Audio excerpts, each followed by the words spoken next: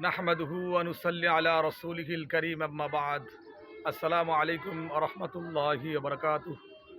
সম্মানিত মুসলিম উম্মাহ, বাংলাদেশের আজকের এই যে প্রেক্ষাপট ১০ই মুহররম, কারবালার প্রান্তরে ইমাম হুসাইন রাদিয়াল্লাহু তাআলা আনহু ৭২ জন সঙ্গী সহ রাজতন্ত্রের পক্ষে ভোট না দেওয়ার কারণে, এজিদের কাছে বায়াত গ্রহণ না করার কারণে সঙ্গী সাথী সহ পানির তৃষ্ণায় নির্মমভাবে শাহাদাত বরণ করেছিলেন।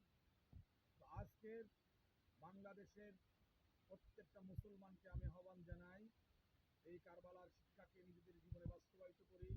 বাংলাদেশের সময় এসেছে কোরআন